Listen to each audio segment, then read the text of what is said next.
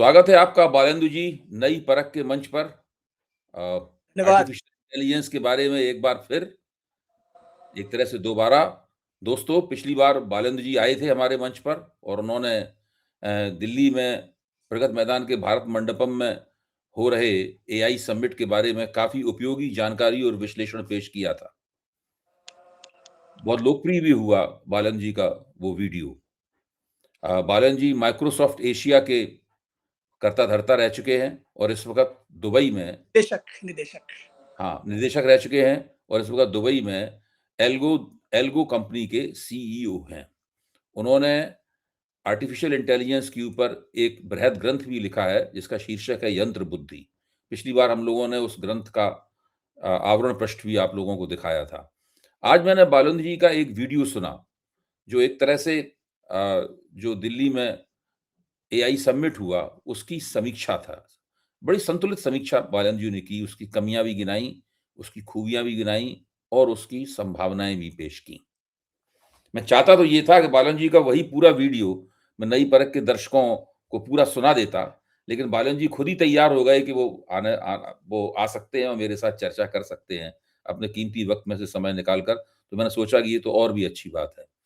तो बालन जी, मैं शुरुआत करूँगा आपके वीडियो में दिए गए कुछ विचारों, कुछ समीक्षाओं, कुछ बिंदुओं से और कुछ और दूसरी चीज़ों को मिलाकर अपने सवाल मैं आपके सामने रखूँगा।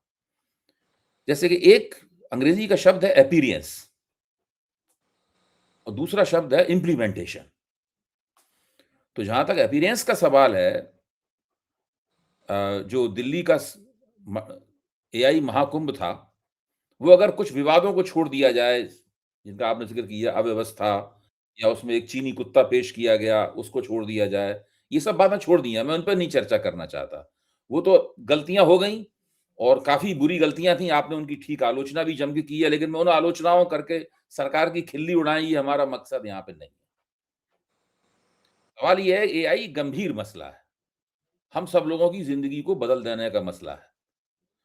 वो हम लोगों के समाज के उन लोगों की नौकरियाँ छीन सकता है एआई, जिनको हमारे समाज का सबसे ज़्यादा महत्वाकांक्षी, ऊर्ध्वगामी और अच्छी इनकम वाला प्रतिष्ठित वर्ग कहा जाता है। अगर कोई अच्छा सॉफ्टवेयर इंजीनियर है, किसी मल्टीनेशनल कॉर्पोरेशन में नौकरी करता है, तो शादी के बाज़ार में उसका क्या मूल्य है हम लोग जानते हैं। मतलब मैं एक उदाहरण के तौर पे बता रहा हूँ कि एक बहुत बड़ा मानक है ये मतलब, हैं। लेकिन आज हालत ये है कि हो सकता है कुछ दिनों में उस तमाम सॉफ्टवेयर इंजीनियरों का बड़ा हिस्सा बेरोज़गार नज़र आए। ऐसी स्थिति बन गई है। पिछली बार भी आपने बताया था, सभी लोग कह रहे हैं कि भई 30 करोड़ नौकरियाँ जाएँगी, उसमें भारत के सॉफ्टवेयर इंजीनियरों, उनकी भी नौकरी बहुत सी जाएगी। तो ऐसे में भारत के लिए एआई के क्षेत्र में तुरंत और त्वरित गति से हस्तक्षेप करना बहुत ज़रूरी है। लेकिन अपीयरेंस के लिहाज से तो ये ठीक रहा, लेकिन इम्प्लीमेंटेशन के लिहाज से क्या होगा? क्योंकि एक डेटा सेंटर खर्च कर बनाने में $1 बिलियन से लेकर $2 बिलियन तक खर्च होते हैं। उसमें जो एडवांस जीपीयू चिप लगता है, जैसा कि हम सब लोग जानते हैं, जब वो चलता है तो उसमें कई यानी कितने मेगावाट और गीगावाट तक बिजली। बिजली खर्च होती है। उस बिजली की लगातार सप्लाई होना ज़रूरी है। बहुत बड़े पैमाने पर पानी की आवश्यकता है और भी बड़े पैमाने पर बहुत ज़्यादा ज़मीन की आवश्यकता है और ये सब लगातार मिलना चाहिए। इसमें बीच में कोई विघ्न नहीं पड़ना चाहिए। ये सारी चीज़ें बहुत ज़रूरी हैं। जबकि भारत का जो कुल जो एआई इंडिया मिशन का बजट है, वो इस साल केवल 1000 करोड़ रुपए रखा गया है। पिछले साल 2000 करोड़ था, लेकिन उसमें केवल 800 करोड़ ही वो खर्च कर पाए। तो बजाय इसके कि और ज़्यादा खर्च करने की तरकीबें तलाशी जाती और उसके अंदर जो एक तरह की निष्क्रियता है, एक शिथिलता है खर्च करने के मामले में, उसको दूर किया जाता। वित्त मंत्री ने बजट को आधा कर दिया, 2000 करोड़ से 1000 करोड़ कर दिया। तो एक तरफ तो ये स्थिति है और उसके कुछ ही दिन बाद, महीने भर बाद ही दिल्ली में एक बड़ा एआई समिट आयोजित किया जाता है और उसमें ये बिल्कुल कुछ भी नहीं बताया जाता कि भई निवेश का इंतज़ाम कहाँ से किया जाएगा? इतनी बिजली कैसे बनेगी? कितने दिन लगेंगे इतनी बिजली बनने में? इतना पानी कहाँ से आएगा? भूमि अधिग्रहण भारत की राजनीति के लिए एक बड़ा विवादास्पद विषय है। उसके ऊपर बहुत आंदोलन हो चुके हैं। 1-1 साल तक के आंदोलन चल चुके हैं उसके लिए। दिल्ली घेरी जा चुकी है 1 वर्ष तक। मतलब ये सब हो चुका है। मैं राजनीतिक विषयों में नहीं पढ़ना चाहता, लेकिन ये एक हकीकत है, हम सब लोगों की आँखों के सामने एक ये अनूठा आंदोलन घटित हो चुका है। सरकार को अपने संसद में पास कानून वापस लेने पड़े हैं। भूमि अधिग्रहण कितना नाजुक मामला है। अब ये सब कैसे होगा? आपने कुछ कहा है कि भई इतने कैसे लोग प्रशिक्षित होंगे? तो ये आपने बहुत सारे मुद्दे उठाए हैं, लेकिन ये मुद्दे जो है वो बहुत ही बड़े हैं, तो एपियरेंस और इम्प्लीमेंटेशन दोनों के बीच में इतना अंतराल दिखाई पड़ रहा है, समझ में नहीं आता कि आप इस क्षेत्र में भारत इस क्षेत्र में कैसे हस्तक्षेप करेगा? और दूसरे, दुनिया में जहाँ-जहाँ समिट हुई, इस तरह की कॉन्फ्रेंसेस हुई हैं, उन देशों ने कोई खास प्रगति नहीं की है एआई के क्षेत्र में। कॉन्फ्रेंस करना एक अलग बात है। लेकिन एआई के क्षेत्र में हस्तक्षेप करना, जहाँ बहुत ही छोटे से कम लोग, एक छोटी-सी दुनिया वही सारे इनोवेशंस कर रही है, सारे आविष्कार कर रही है, उसके बाहर कोई है ही नहीं, वो सब लोग एक ही तरह के स्कूलों में पढ़े हैं, लगता है एक ही गुरु के सब चेले हैं, एक ही तरह की भाषा बोलते हैं? लगता है कि वो एक छोटे से कमरे में बैठे हुए, वो लोग सारी दुनिया को बदले दे रहे हैं टेक्नोलॉजी की ताकत से। टेक्नोलॉजी में बड़ी ताकत होती है। मैं दिल्ली में रहने आया था 80 के दशक की शुरुआत में। मेरी आँखों के सामने टेक्नोलॉजी ने मेरी ज़िंदगी बदल दी, दिल्ली की ज़िंदगी बदल दी, पूरे समाज का जीवन बदल दिया, दुनिया को बदल दिया। टेक्नोलॉजी में बड़ी ताकत होती है, इसमें कोई शक बात नहीं। और वो लोग सब कर रहे हैं, भारत की पहुँच से वो लोग सब दूर हैं। एक उसमें भारतीय का नाम भी आता है सुनने में। जी, अरविंद श्रीनिवास। हाँ, हाँ। जब उनको नहीं भारत आकर्षित बुला सकता है यहाँ पे। मुझे याद है कि विशाल सिक्का को एक बार बुलाया था, इन्फोसिस ने अपना सीईओ बनाया था। विशाल सिक्का ने इन्फोसिस को कहा कि भाई आप वो 2015 में बुलाया था कि आप आर्टिफिशियल इंटेलिजेंस में निवेश कीजिए, लेकिन न तो नारायण मूर्ति ने उनकी बात सुनी, नंदन नलिकेणी ने बात सुनी, जो सबसे बड़े इंफॉर्मेशन टेक्नोलॉजी के हिंदुस्तान में वो महागुरु या बहुत बड़ी सबसे बड़ी कंपनी चलाते हैं, तो उनकी नहीं बात समझ में आई, तो ये कैसे होगा? जी। जी, अभय जी, तो चुनौतियाँ मौजूद हैं, इसमें कोई संदेह नहीं है। और जो ज़मीनी चुनौतियाँ हैं, उनके बारे में कोई डिनाई नहीं कर सकता, उनसे कोई ऐसा कोई जवाब नहीं हो सकता कि वो चुनौतियाँ यकायक दूर हो जाएँगी। लेकिन उनको दूर करना ज़रूरी है, और उसकी वजह ये है कि अभय जी, इस समय दुनिया में आर्टिफिशियल इंटेलिजेंस न सिर्फ टेक्नोलॉजी बल्कि दुनिया की राजनीति, अर्थव्यवस्था और समाज के संदर्भ में भी बहुत बड़ी अहमियत रखने वाला है। तो उस लिहाज से अगर भारत को आगे जाना है, तो भारत को सिर्फ एक अपने आप को एक सेवा प्रदाता की भूमिका से आगे निकलना है, और सिर्फ ये नहीं कि हमने एक इंफ्रास्ट्रक्चर बना लिया, कंपनियों को हमने सुविधा उपलब्ध करा दी, उससे आगे जाने की जरूरत है, और अपनी सोच भी उससे ज्यादा आगे ले जाने की जरूरत है। आपने बिल्कुल सही कहा कि एक बात होती है अपीयरेंस और दूसरी होती है इम्प्लीमेंटेशन। अपीयरेंस में हम लोग हो सकता है कि बहुत अच्छे रहे हों, इम्प्लीमेंटेशन हम कर पाएंगे या नहीं कर पाएंगे ये भविष्य बताएगा, और ये चुनौतीपूर्ण है निस्संदेह। जहां तक ये जो इंडिया एआई इम्पैक्ट समिट हुआ, उसके अगर ये देखा जाए कि क्यों हमने ऐसा किया, क्यों ये करने की जरूरत थी, तो हो सकता है इसके कुछ राजनीतिक कारण हो जिनके बारे में तो मैं जानकारी नहीं रखता। बहुत संभव है कि राजनीतिक कारण भी हो, लेकिन वो राजनीतिक कारण भारतीय राजनीति से जुड़े हुए भी हो सकते हैं और विश्व राजनीति से जुड़े हुए भी हो सकते हैं। वर्तमान माहौल में जबकि बहुत सारे दबाव आ रहे हैं देश पर, बाहर से भी और आंतरिक भी, तो हो सकता है कि उनका भी इसमें कोई ना कोई रोल हो। किंतु मैं इसको इस तरह से देखूंगा कि मैं इसको देश की तरफ से देखूंगा, किसी राजनीतिक दल या सरकार की तरफ से नहीं, बल्कि एक भारत का नागरिक क्या सोचता है और टेक्नोलॉजी स्पेस में रहने वाला व्यक्ति क्या सोचता है कि ये हमने क्यों किया और भारत को इसका क्या लाभ मिल सकता है या भारत पर इसका क्या प्रभाव पड़ सकता है। मैं उस दृष्टि से सोचूंगा देश की तरफ से। तो मुझे ये लगता है कि भारत ने ये कॉन्फ्रेंस करके 3-4 बड़े संदेश दिए। पहला संदेश तो ये कि भाई, अमेरिका के दबदबे वाले इस क्षेत्र में जहां चीन एक दूसरा बड़ा एक वैकल्पिक ताकत के रूप में उभर रहा है, दूसरा बड़ा खिलाड़ी है, और यूरोप एक अपेक्षाकृत छोटा एक और प्रतिद्वंदी है इसमें, वहां भारत शायद यूरोप से थोड़ा आगे जाने की कोशिश करते हुए एक सीरियस प्लेयर के रूप में एआई की दुनिया में अपना एक रोल निभा सकता है। पहला तो ये संदेश हम देना चाहते हैं इसके जरिए, और ये संदेश देने के लिए हमें बहुत कुछ दिखाना पड़ेगा, जो शायद हमने दिखाने की कोशिश भी की है कि हमारे यहाँ क्या इनोवेशन हुआ है, कैसे अवसर हैं, आदि आदि। दूसरी बात यह है कि भारत ने यह संदेश भी देने की कोशिश की है कि we have an alternative view. हमारे पास इसको देखने का एक वैकल्पिक नजरिया भी है, एआई की चुनौती को, एआई के अवसरों को। जैसे मिसाल के तौर पर हमने ये कहा कि इसमें एक मानवता बहुत महत्वपूर्ण है, इंक्लूजन बहुत महत्वपूर्ण है, सोवरेंटी बहुत महत्वपूर्ण है। तो एक अलग तरह से हम लोग ये बात कहने की कोशिश कर रहे हैं, जो कि हमारी इंडिपेंडेंट जो थॉट है, हमारी जो अतीत से अगर आप देखें कि हम निर्गुट आंदोलन के अगुवा रहे, काफी अग्रणी स्थिति में वहां रहे, और हम दो ध्रुवों से अलग सोचने की एक हमने अपनी एक क्षमता दिखाई। तो मुझे लगता है कि ये उस दिशा में उससे मिलता है कि हम एक अलग सोच रखने वाले, एक वैकल्पिक सोच सामने लेकर के आने वाली एक शक्ति भी है। तो ये बात भी हमने यहाँ दिखाई।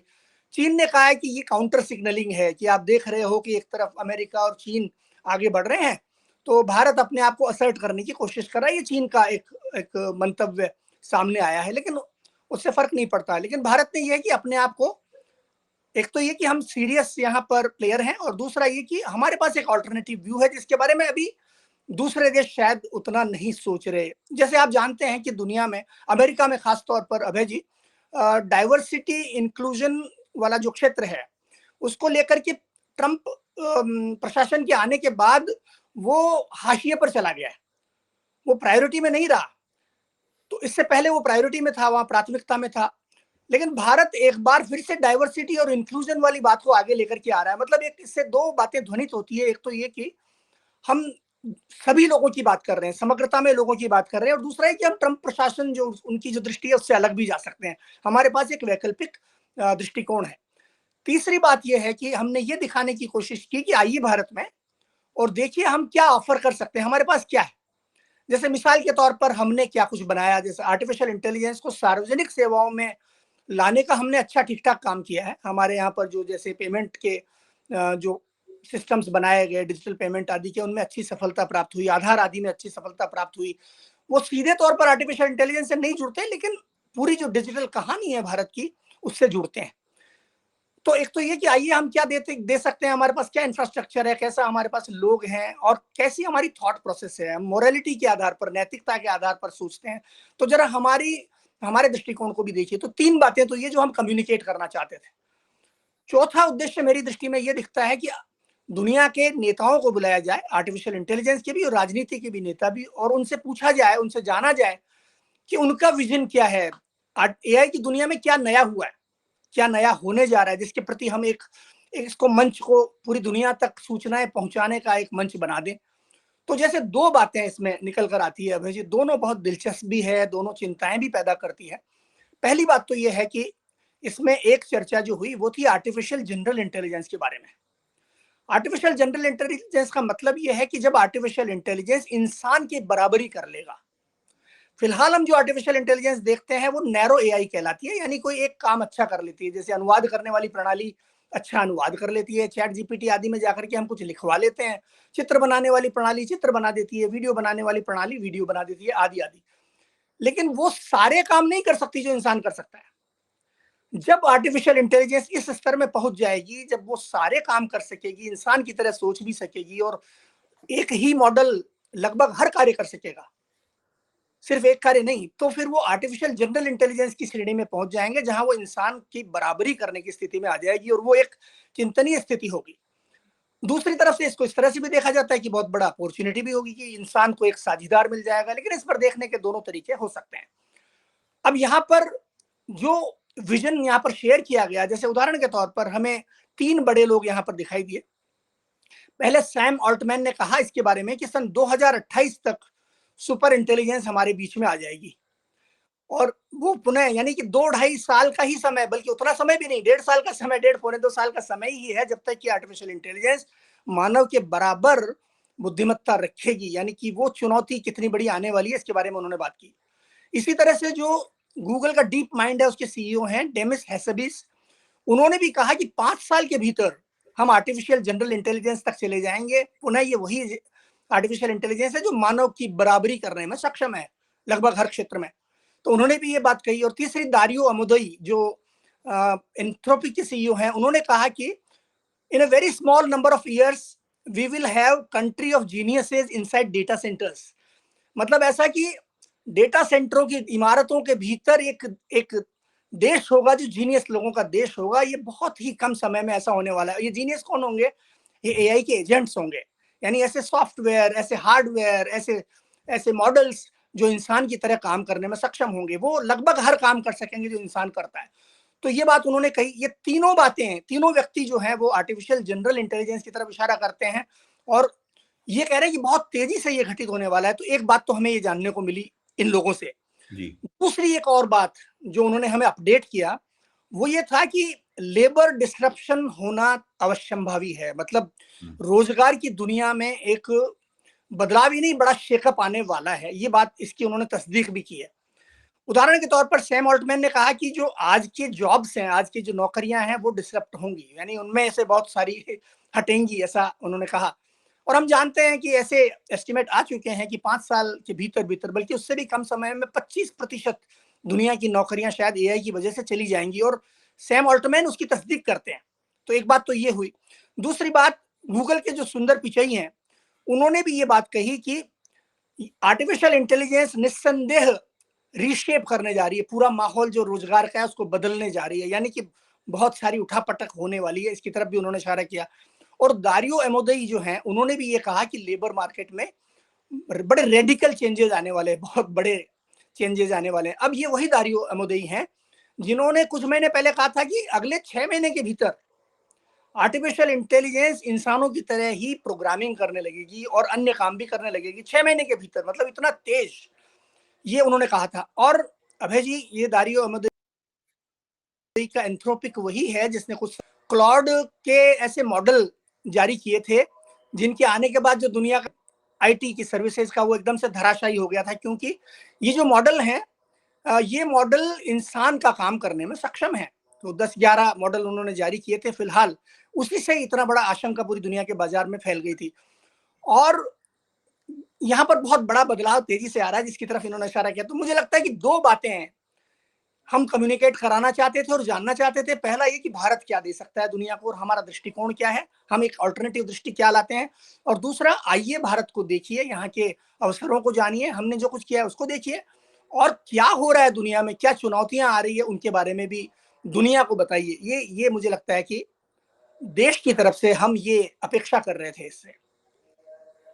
भारत जी, ये आपने जो बातें कही, ये तो जो आर्टिफिशियल इंटेलिजेंस की जो महारथी हैं, उन लोगों द्वारा दी गई जानकारी, उन लोगों द्वारा की गई दावेदारी, उनके द्वारा की गई भविष्यवाणी इससे संबंधित है। हमारी और आपकी दोनों की मिली-जुली चिंता का विषय तो ये है कि अ, इस पूरी डगर पर जो आर्टिफिशियल इंटेलिजेंस की डगर है, उसमें भारत के कदम किस तरीके से पड़ेंगे? वही सवाल ये है, अगले 6 महीने में, अगले 2.5 साल में या अगले 5 साल में, वो नैरो इंटेलिजेंस से जनरल इंटेलिजेंस विकसित कर लेंगे, सुपर इंटेलिजेंस के दौर में पहुँच जाएँगे। हम किस दौर में होंगे उस वक़्त? ये एक महत्वपूर्ण सवाल है ना।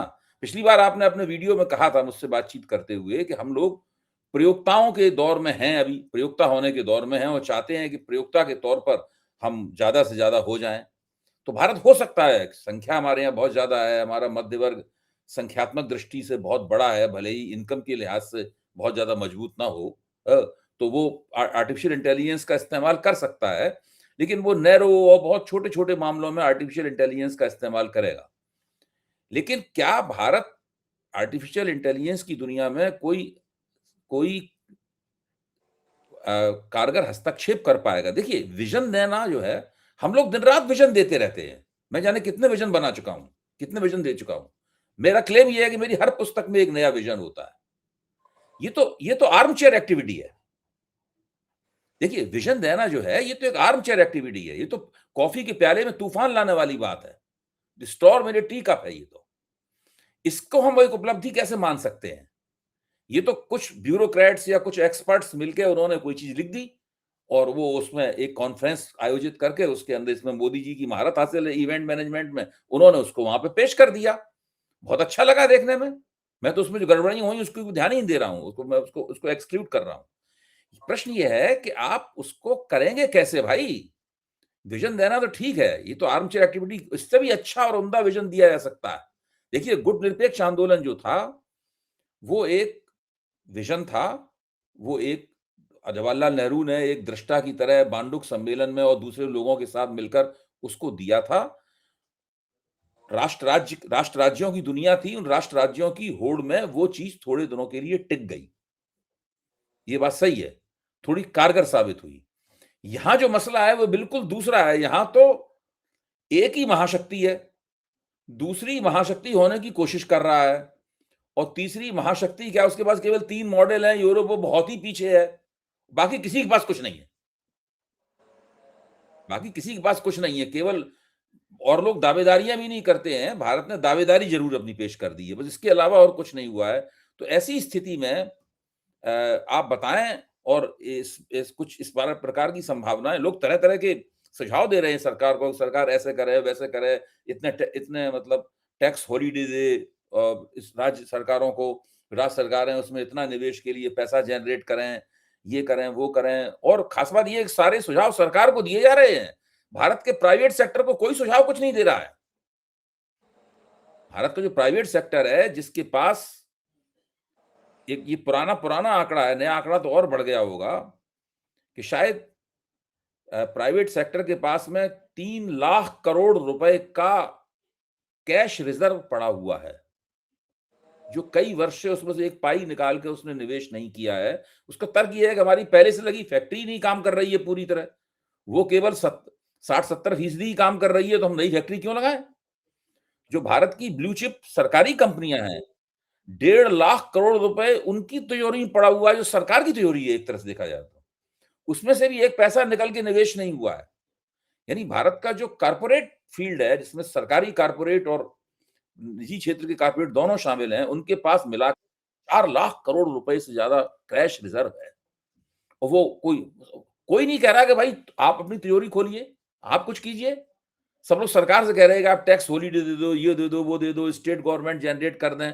ये इस प्रकार के पूरे तमाम अंग्रेजी के अखबार भरे हुए हैं इस तरह के लेखों से। मैं रोज कम से कम 2-3 लेख पढ़ता हूँ इस तरह के। जी।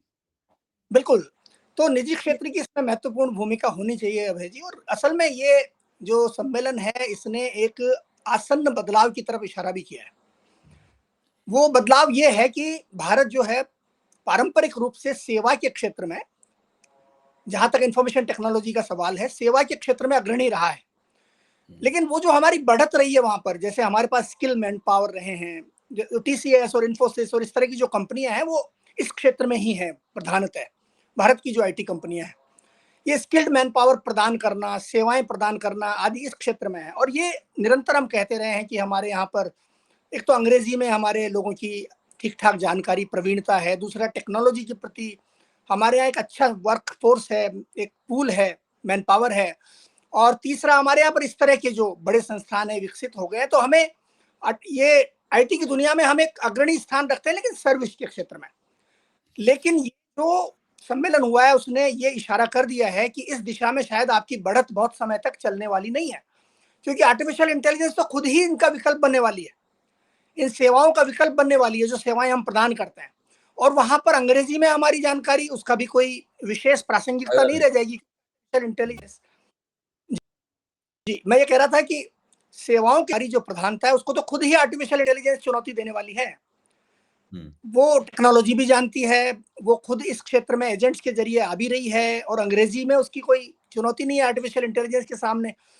तो हमारे ये जो बड़े संस्थान है, इनके सामने भी बहुत बड़ी चुनौती आ रही है, और अब इनको अपने आप को शिफ्ट करने की जरूरत है, अपना नजरिया फैलाने की जरूरत है। और जो आपने कहा कि हमारे पास जो इतना सारा अनयूज्ड जो रिसोर्सेज हमारे पास पड़े हैं, उनको इस्तेमाल करने की जरूरत है। तो ये करने की जरूरत है, शायद करना पड़ेगा उन्हें।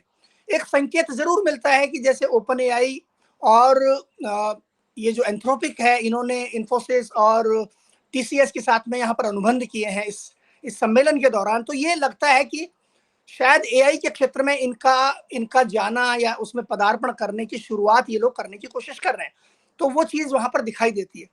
जहां तक भारत की, जो हम पहले चर्चा कर रहे थे कि भारत कैसे एआई का लाभ उठा सकता है अपने देश के लिए, और मैंने ये कहा था कि हमारे पास दो तीन बड़ी चीजें हैं। पहली तो ये कि हम एआई का इस्तेमाल करने में आगे बढ़ सकते हैं, यानी कि हमारे यहाँ पर बहुत अच्छे प्रवीण लोग बने जो आर्टिफिशियल इंटेलिजेंस, अगर हम बहुत उम्दा श्रेणी की मॉडल नहीं भी बनाए, लेकिन सारे मॉडलों पर प्रवीणता रखते हो इस्तेमाल करने में, परिणाम देने में, एक तो वो। दूसरा, हमारे यहाँ लोग एआई में कुशल हो जाएं तो पूरी दुनिया में जो डिमांड आने वाली है एआई की स्किल्ड वर्कफोर्स की, वो हम जाकर के उसको पूरा कर सकते हैं। और तीसरा, इंफ्रास्ट्रक्चर हम एआई में ले आए तो दुनिया की कंपनियां भारत में निवेश करेंगी। ये एक नैरेटिव आ रहा था, लेकिन अब ये जो सम्मेलन हुआ उसके बाद हमें कुछ और भी सोचने की जरूरत है अभय जी, और वो ये है कि दुनिया में एक नई लामबंदी भी पैदा हो रही है। देखिए, आपने सुना ही होगा कि आजकल कहा जाता है कि data is the new oil and data is the new nuclear energy. एक नया थॉट प्रोसेस आ रहा है डेटा और एआई को देखने का, कि आने वाली दुनिया में जिस चीज का दबदबा होने वाला है वो आर्टिफिशियल इंटेलिजेंस और डेटा होगा। तो एक नई लामबंदी भी दुनिया में शुरू हो रही है। ये उसी तरह की है जैसे अतीत में हमने देखा कि सैन्य लामबंदियां थी, नेटो, वारसा और इस तरह की लामबंदियां, या ऐसे इस तरह के गठबंधन, चाहे वो औपचारिक हो या अनौपचारिक हो, वो थे। पेट्रोल को लेकर के ओपेक जैसे देशों की अपनी एक लामबंदी थी, जो पेट्रोल को एक शक्ति के रूप में, एक बार्गेनिंग पावर के रूप में इस्तेमाल करते थे। उसी तरह से परमाणु ऊर्जा के क्षेत्र में कुछ देशों की लामबंदी है। रेयर अर्थ के मामले में आप देखें तो चीन का उस पर एकाधिकार है, वो अपने आप में एक लामबंदी है, जहां जो कुछ देशों के साथ में उनका अच्छा दोस्ताना है उनको शामिल करते हैं। और वो चाहे तो इन चीजों को, इन पर एक सोचिए कि एक पाइपलाइन है, उसमें से उसको रोक सकते हैं तो बाकी दुनिया के लिए। इसी तरह से चिप्स को लेकर के, सेमीकंडक्टर्स को लेकर के एक लामबंदी है। जैसे हमने देखा कोविड के जमाने में कि अचानक दुनिया में चिप्स की शॉर्टेज हो गई थी, और भारत में महीनों महीनों तक, सालों सालों तक वाहनों का आना बंद हो गया क्योंकि चिप्स हम तक नहीं आ रहे थे। तो जो कई तरह की अन्य लामबंदियां भी हो रही हैं दुनिया में, उसमें अब आर्टिफिशियल इंटेलिजेंस की भी एक लामबंदी इस समय चल रही है। उसी तरह से जैसे हमने अतीत में कई तरह की लामबंदियां देखी, क्योंकि आर्टिफिशियल इंटेलिजेंस आगे जाकर के न सिर्फ विश्व की राजनीति बल्कि अर्थव्यवस्था, सैन्य शक्ति, सामाजिक नियंत्रण आदि को प्रभावित करेगी। तो अब तक हमारे पास एक सॉफ्ट पावर रही है। अक्सर जब हम भारत का जिक्र करते हैं कि भारत के पास क्या है दुनिया को देने के लिए, तो प्राय हम हमारी सांस्कृतिक विविधता, हमारी सांस्कृतिक समृद्धि का जिक्र करते हैं, हम आयुर्वेद का जिक्र करते हैं, हम योग का जिक्र करते हैं, हमारी संस्कृति का जिक्र करते हैं, हमारी भाषाओं का जिक्र करते रहे हैं, सॉफ्ट पावर का, डिप्लोमेसी का जिक्र करते रहे हैं। और उसी के साथ में हम आईटी के क्षेत्र में, हम लोग आईटी के स्किल्स की बात करते रहे हैं, वर्कफोर्स, आईटी के मस्तिष्क हमारे पास है, अंग्रेजी में हमारा ठीक ठाक ज्ञान है, इसको एक कमोडिटी के तौर पर हम दुनिया को प्रस्तुत करते रहे हैं। लेकिन अब एक नया अवसर आया है, अगर हम इसका लाभ उठा पाए, और आपने सही कहा कि कितनी सारी चुनौतियां हैं, लेकिन अगर उन चुनौतियों से हम पार पा सके तो एक नया अवसर है कि जब हम एआई के क्षेत्र में जो दुनिया में नई लीडरशिप का एक तैयार हो रहा है, मंच तैयार हो रहा है, उसमें अपनी जगह बना सके। क्योंकि हमारे पास में डेटा अथाह है, अगर हम उसको अपनी शर्तों पर दुनिया को देते हैं तो एक हमारे पास एक बार्गेनिंग पावर आती है। साइंस के ग्रेजुएट्स, टेक्नोलॉजी के ग्रेजुएट्स की संख्या के मामले में हम काफी अच्छी स्थिति में है। उसी तरह से एआई का एक ढांचा हमारे यहाँ पर बन रहा है, तो वो भी है। तो क्या हम यहाँ पर कुछ नया कर सकते हैं? तो एआई की लीडरशिप में क्या भारत को जगह मिल सकती है? क्योंकि ये एक नया स्पेस पैदा हो रहा है, इसको हम अनदेखा नहीं कर सकते। हम कर सकेंगे नहीं कर सकेंगे मैं नहीं जानता, लेकिन एक पोस्चरिंग कम से कम हम दे रहे हैं कि हम कोशिश कर रहे हैं कि हम यहाँ पर आए। जहां तक एआई का सवाल है, ऐसा नहीं है कि पूरी तरह से ये जो है, ये पूरी तरह से खाली एक ब्लैंक स्पेस अवेलेबल है।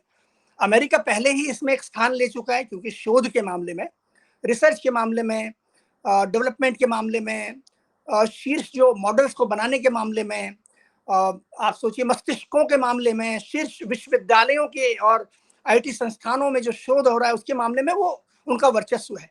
उसी तरह से कंपनियों पर उनका वर्चस्व है, उन कंपनियों पर जिन कंपनियों ने एआई में बढ़त ली है, जैसे एनवीडिया जो कि जीपीयू उपलब्ध कराता है एआई के लिए, दुनिया के बाजार पर उसका 80% से ज्यादा, जीपीयू के बाजार पर 80% से ज्यादा नियंत्रण है, और वो अमेरिका के नियंत्रण में है वो कंपनी एनवीडिया। इसी तरह से एएमडी जो दूसरी वैकल्पिक कंपनी है वो भी अमेरिका से आती है। मैं ये कहूंगा कि जो एआई के डेटा सेंटर्स में जीपीयूज इस्तेमाल होते हैं उसमें अमेरिका का दबदबा 90% से, बल्कि और भी उससे भी ज्यादा बड़ा दबदबा है, उतना बड़ा उसका नियंत्रण है। तो अमेरिका का एक नियंत्रण है इस सारे इकोसिस्टम में, एक बहुत बड़ा बड़ा खिलाड़ी वो वहां पर मौजूद है। उसके बाद चीन आता है, क्योंकि चीन के पास हार्डवेयर की, लोगों की शक्ति है, उनके पास सस्ते मॉडल बना करके उन्होंने दिखाए हैं, तो उनके पास प्रतिभा है, इसमें कोई संदेह नहीं है, और उनके पास भी डेटा की शक्ति है जैसे भारत के पास डेटा की शक्ति है। लेकिन साथ ही साथ वहां पर जो सरकारी नियंत्रण है और सरकार की तरफ से समर्थन है आर्टिफिशियल इंटेलिजेंस और अन्य तकनीकों के विकास के लिए, वो उनको एक एक बढ़त प्रदान करता है। तो दूसरा एक बड़ा स्तंभ वहां पर आता है। अब तीसरा जो, अच्छा, चीन जो है वो ऐसा नहीं है कि सॉफ्ट पावर को सेट नहीं कर रहा है। चीन भी अपनी सॉफ्ट पावर को एआई की दुनिया में असर्ट कर रहा है, जो भारत अब करने की कोशिश कर रहा है।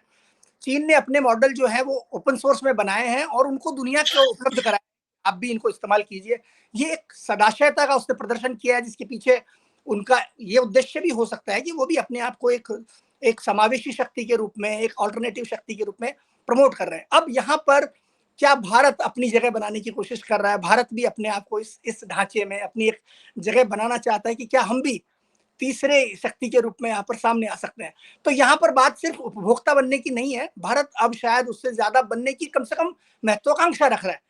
वो दुनिया में एआई की थॉट लीडरशिप में अपनी एक जगह बनाना चाहता है। बना पाएगा या नहीं बना पाएगा, आने वाला समय बताएगा, किंतु ये एक हमारे सामने एक चीज आती है। तो जहां तक आप देखिए कि इसमें हम सिर्फ ये नहीं कि सिर्फ ये हमारा एक सपना ही है या हम ऐसा सोच रहे हैं और इस सपने की इस खाली सोचने की वजह से हम लोग इसमें क्या कुछ कर पाएंगे या नहीं कर पाएंगे, सिर्फ ऐसा नहीं है।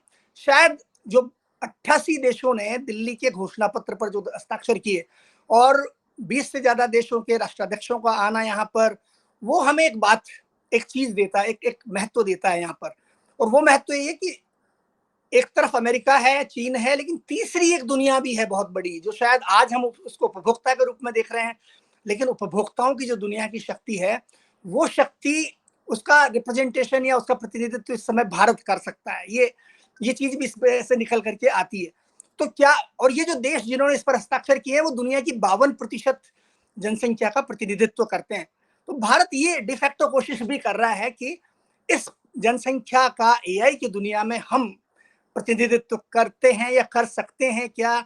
तो ये अपने आप में कितना बड़ा बाजार है, क्या हम उस बाजार में अपना एक प्रभाव जमा सकते हैं? क्या इन सारे देशों के हितों के हम आगे आ सकते हैं? इस तरह की संभावनाएं भी भारत के लिए आती है। तो मैं कहूंगा कि संभावनाओं का उदय तो हुआ है, लेकिन हाँ, देश में भी बहुत चुनौतियां हैं, जमीन पर भी बहुत चुनौतियां हैं, आर्थिक दृष्टि से बहुत चुनौतियां हैं। बजट हमें बहुत बढ़ाने की जरूरत है। जैसे मुझे इस बात को लेकर के कोई बहुत आशा नहीं बनती, जिस तरह से इस सम्मेलन में ये नहीं कहा गया है कि हम अपनी शोध पर जो हमारा बजट खर्च होता है 0.7% जीडीपी का, उसको हम दुगुना करने जा रहे हैं या तिगुना करने जा रहे हैं, या इस तरह की कोई बात यहाँ पर नहीं आई। उसी तरह से जैसे हमने जो कहा कि हम 20 लाख लोगों को इसमें प्रशिक्षण देंगे आर्टिफिशियल इंटेलिजेंस में, तो 20 लाख का आंकड़ा भारत की जनसंख्या के लिहाज से, जहां 140 से भी ज्यादा करोड़ लोग हैं, 20 लाख कुछ भी नहीं है। तो इतना तो कुछ कंपनियां करने की क्षमता रखती हैं। तो यहाँ पर विरोधाभास है। हमारी पोस्चरिंग, हमारा जो हम दिखाने की कोशिश कर रहे हैं, जो हमारा दृष्टिकोण है, जो विजन है, लेकिन वो जमीन पर और हमारी इच्छा शक्ति में वो कितना सटीक बैठता है या हो पाता है या नहीं हो पाता है, उसके बारे में सोचने की जरूरत है। 3 करोड़ नौकरियों की रिस्क जो आई है, उसके बारे में आप उसकी तुलना करें 20 लाख लोगों को अगर हम प्रशिक्षित करते हैं, और ये 3 करोड़ दुनिया भर में जाने वाली नौकरियां हैं जिनके बारे में अनुमान लगाया गया, मुझे तो लगता है इससे भी ज्यादा जाएंगी। लेकिन उस लिहाज से 20 लाख लोगों को प्रशिक्षित करने से कोई बहुत बड़ी बात नहीं करने वाले। तो ये चीजें भी है, किंतु ये है कि मुझे लगता है कि एक विमर्श में, दुनिया के जो शीर्ष में जो एआई से जुड़ा हुआ विमर्श हो रहा है, उसमें भारत ने एक अच्छा दखल करने की कोशिश जरूर की है। और ये इन देशों को साथ में ले आना, ये हमारी एक सफलता है कि हमारे विजन को काफी बड़ी दुनिया की जो जनसंख्या है वो मान्यता भी देती है। शायद उनको भी एक ऐसी शक्ति की तलाश है जो उनकी बात को आगे उठा सके। तो बालन जी, मेरी और आपकी चिंताएं समान हैं और मेरी और आपकी कामनाएं भी समान हैं। हम दोनों ही चाहते हैं कि भारत की आर्टिफिशियल इंटेलिजेंस के क्षेत्र में प्रगति हो, ताकि अगर भारत इस प्रगति में पिछड़ा रहा तो उसको बहुत नुकसान होगा, उस नुकसान की कोई भरपाई नहीं हो पाएगी। पहले से ही भारत की आर्थिक समस्याएं विकट हैं, तब और भी ज़्यादा विकट हो जाएंगी और हम में से कोई भी उनसे प्रभावित हुए बिना बचेगा नहीं। ऐसा नहीं है जैसे मैं टेक्नोलॉजी के क्षेत्र का व्यक्ति नहीं हूँ, मुझे इंफॉर्मेशन टेक्नोलॉजी का मैं केवल प्रयोक्ता भर हूँ, लेकिन मुझे भी उसका नुकसान उठाना पड़ेगा। मेरे ही परिवार के बहुत से लोगों को नुकसान इसमें उठाना पड़ेगा, कोई इससे बचेगा नहीं। हाँ, ये ज़रूर है कि भारत सरकार का कार्यान्वयन के मामले में जो रिकॉर्ड रहा है, केवल इस सरकार का ही नहीं, इससे पिछली सरकारों का भी, उसको मैं ज़रूर शक की निगाह से देखता हूँ। भारत सरकार ने कार्यान्वयन के मामले में अपवाद स्वरूप तो अच्छा काम किया है, लेकिन नियम के तौर पे लोग कोई अच्छा काम नहीं करते। बहरहाल, हमारी शुभकामनाएँ हमारे निजी क्षेत्र के साथ में है, हमारी सरकारी क्षेत्र के साथ में है कि वो इस दिशा में कुछ कर दिखाएँ। मैंने इस बात को कई बार अपने वीडियो में कहा है, अपने वीडियोज़ में कहा है कि मैं सरकार का आलोचक भले ही हूँ, लेकिन मैं ये नहीं चाहता कि सरकार आर्थिक क्षेत्र में नाकाम हो जाए। इसमें मेरा निजी स्वार्थ है। सरकार की कामयाबी में मेरा निजी स्वार्थ है, हमारा समाज का स्वार्थ है, पूरे देश का स्वार्थ है। बहुत-बहुत धन्यवाद बालन जी, बहुत अच्छी चर्चा हम लोगों ने की और देखिए आगे क्या होता है। अभी ये मामला लगातार उसकी प्रतिध्वनियाँ होती रहेंगी और अभी आवाज़ें आती रहेंगी और हम लोग इन बातों पे नए-नए जो कोण निकलेंगे, उनकी ऊपर चर्चा करते रहेंगे। बहुत-बहुत शुक्रिया। धन्यवाद अभय जी।